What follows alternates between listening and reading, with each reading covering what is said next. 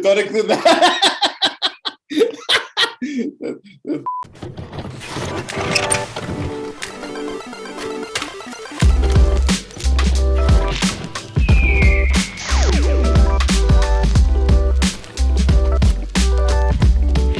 Hello and welcome to Lunchbox TV review of Hawkeye, episode 4. Partners, am I right? It's not just a rhetorical question. That is the title of the episode. I'm Alex, and I am joined by Lew today. Hello.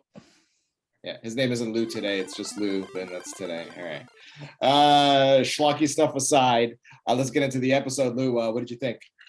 It was great. I like the episode. It's chugging along nicely. Some might consider this as a filler episode, but it was filled with a bunch of information, which is pretty cool. The relationship between Clint and Kate grow. We see them interact more. We have this kind of floating mystery of his wife, and we get a cool appearance at the very end. So I liked it.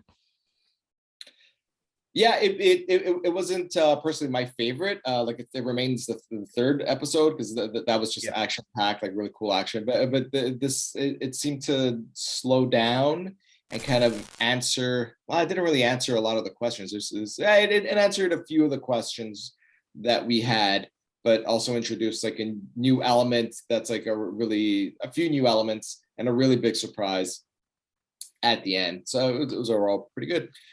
So let's start the rundown. Episode begins with Clint and Kate in Kate's mother's home, and mustache twirly man, what's his name? Jack, yes, Jack kind of ambushes them. It's kind of weird that they didn't notice that Kate and Clint were inside the entire time, but whatever. They have a talk, everything's smoothed over. Her mother is really surprised, Eleanor Bishop. She's surprised that that Clint, one of the Avengers, is hanging around with her daughter, and she's worried for the safety of her daughter, seemingly so. And before Clint leaves, she makes a phone call to someone, and it says it's an urgent call. We don't know who it is. We don't know how the conversation went, but we do have our questions. So it continues, and Kate is with her mother and her fiance. They seem to be in love, and Kate sort of seems to be understanding and looks like she's warming up to old Jack there. Who knows what's going on with that relationship. And at the same time, we have Clint calling his wife. This was at around this point, right? The phone call with Laura. Yeah. And Laura figured out a few points about the company, that it seems that it's like kind of like a money laundering scheme, and Jack runs it. And not just that, but a Rolex watch that was lost at the Avengers compound. They have I think she's searching for the location on it. So they're figuring that stuff out. And then Kate and Clint wind up in their in Kate's aunt's apartment, and they have some holiday festivities. Well, what were your thoughts up to this point?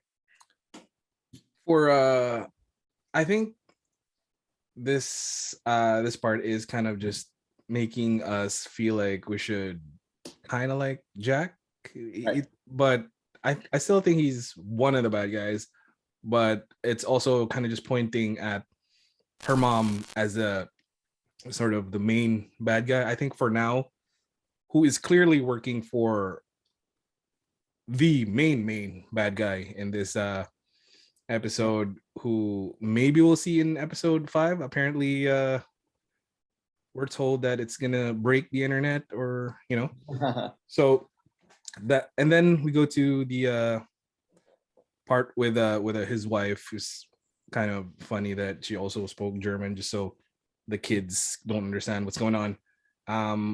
That was cool. We can talk more about that later. And I guess I can end it off by, I really like the just the bonding moments again with Clint and Kate. Kate does this thing with the food and the Christmas movies and sweaters that he's missing for his kids, and he did really appreciate it. Of course, Kate had to ask that question, which I guess triggered Clint a little bit, but it's fine. We get to see Clint's psyche, and yeah. Now that I hear you talk about it, like Clint's wife, I kind of have like a suspicion, but we'll get to that at the end, right? Ooh, okay, I have theories about that. Yeah, and like a big one just popped into my head. All right, but yeah, let's move on to second act. Clint is gonna talk to Cassie, Maya, aka Echo's second in command. He's talking to him to convince Maya to lay off, because like she's only gonna enter a world of whatever hurt and stuff. It's not gonna go down well. Someone's gonna die, obviously. And at the same time, Kate is looking for the used arrows, because like I guess they're reusable. I didn't know they were reusable arrows. That was a weird one. Okay, I don't know how they gathered all the putty back into the arrow there, just like mashing it in, but sure, fine, Kate. So the LARPers, once again, they got a hold of the arrows. Just mirrors that like crooked cop shit. Like yeah. You guys should not be doing that with evidence. I don't care if you like LARPing. So they made a deal. The LARPers would get the arrows back if Kate designed or if somebody designed the costumes. But like I guess Kate would front it. I mean, it's setting up that they're gonna get nice new costumes that we've seen in the trailers. In the trailers. So it's like, okay, we're finally gonna see them. About time. David Aja's designs that he's not getting paid for. Hashtag paid David Aja. Yeah, and at the end of this act, Clint finds out where the quote unquote Rolex is that was lost at the Avengers compound, and it got a ping at an apartment building, and Kate's about to break in. So before we get to that climax of the third act, what's going on? Did you think it was slow, or did you find it okay? You know what? I think the part with the LARPers was just kind of sloppy. It doesn't make sense and even more that it doesn't make sense like how Clint would just let that happen. He's this super spy kind of guy, and I think he should have, again, Kate is kind of a wild card, but he should have had more control over that, especially since he wants to get this done as fast as possible. So the LARPer part was just weird. I guess it's some nice comedic touches, lighthearted moments in the episode, but I could care for it less. So yeah, I didn't really like the second act. Yeah, just call Shield. Tell Maria Hill to get her ass down there and pick up some arrows. Just imagine her just like bending over, like, ah, shit. Oh, and like a huge javelin arrow too. Yeah. Don't forget about that one. I what, I'll be honest with you, I didn't like the LARPer stuff. I think it dragged too long in, what was it, the second episode? Yeah, I think it wasn't the first. It was the second episode. I think like that really dragged, and like to reintroduce it, it's kind of like, well, they're just crooked cops that are, just star focus. You might think they're like, oh, nice, he's retrieving stuff, but they're doing really illegal shit. Exactly. So yeah, that was a little whatever, but I was really curious about the Rolex, right? I always thought it was like, I thought Pizza Dog had it on him. I guess not. So, all right. Third act, Kate goes ahead and sneaks into the apartment as Clint keeps watch from across the street. And she finds a Rolex. It's got the tag on it because it was at the auction. No word yet on what the Rolex is. We have our suspicions. And it turns out that the apartment belongs to Maya, aka Echo. And she has a Rolex and also a list of Clint's family members' names. Now, Echo ambushes Kate they're having a fight inside Echo's apartment, while at the same time, Hawkeye is ambushed by, well, when the person is unmasked, it is Yelena, the new Black Widow, and the wording was weird at the episode. They fight, but the heroes fight off the villains by the end of the episode, and Clint's words were like just to get Kate off his, not as a partner anymore. Clint says, "Whoever we're after, they hired a Black Widow." Now, it was my original understanding, just watching it, it's like Yelena was acting on her own, just wanting to kill Clint, but that might not be the case. Whoever's in charge, the big bad, might have hired a widow. So it's yet to be seen in the next couple of episodes that are left. But how did you take the surprise of seeing Yelena in the episode? I liked it. Well, actually, couple days ago, maybe like 3 days ago, I was at my friend's and she was rewatching Black Widow, and I guess that reminded me of the end credit scene where Val was probably the one that hired. I don't know if did she actually hire. I don't remember, but Val had something to do with it. But there was, even though I really liked that third act, there was a lot of hesitation from everybody, which was kind of weird. I was just expecting, since I guess Yelena was probably like the best fighter out of all of them, she could have just handled all of them easily. But there was some hesitation. I have a theory on the watch, and I guess we'll talk about it later too. But this was my favorite part of the episode.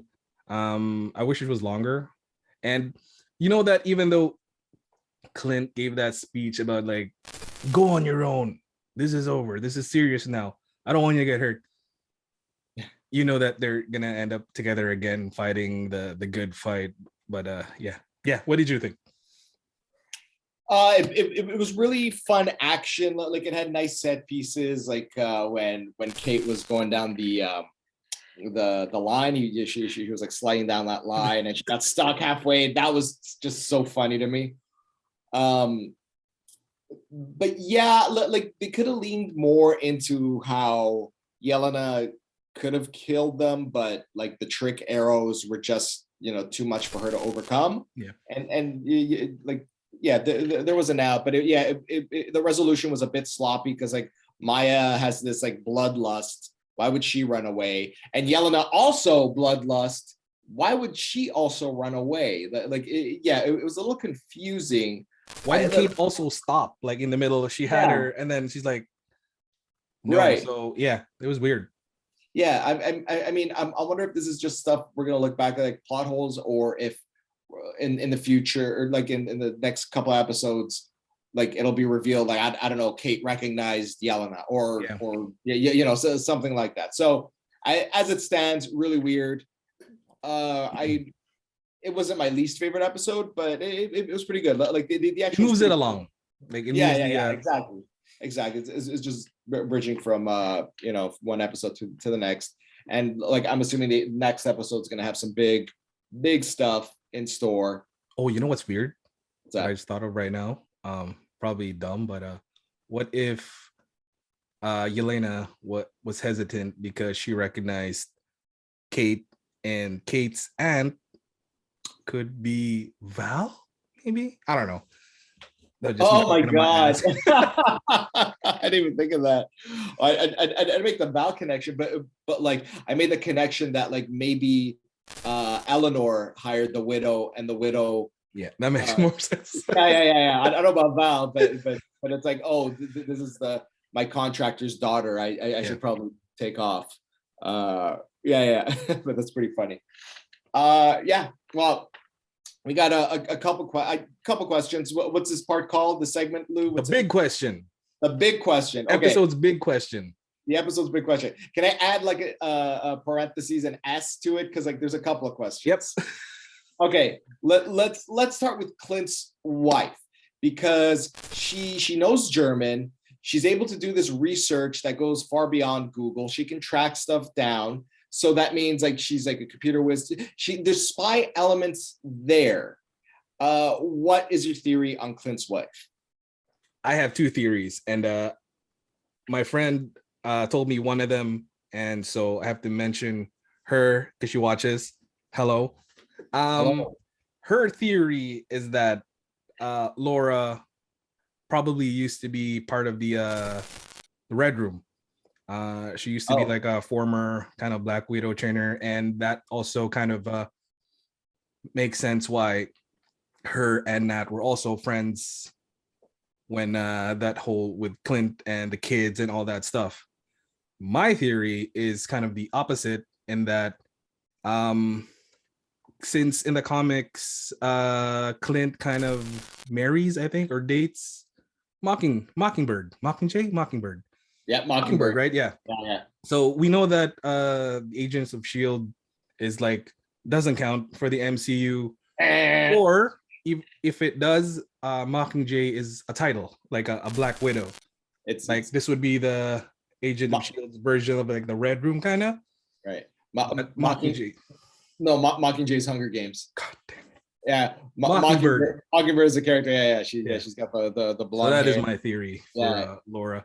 And the watch. I don't know if you have the second question about that. Is the second question. We'll get to it in a second. Okay.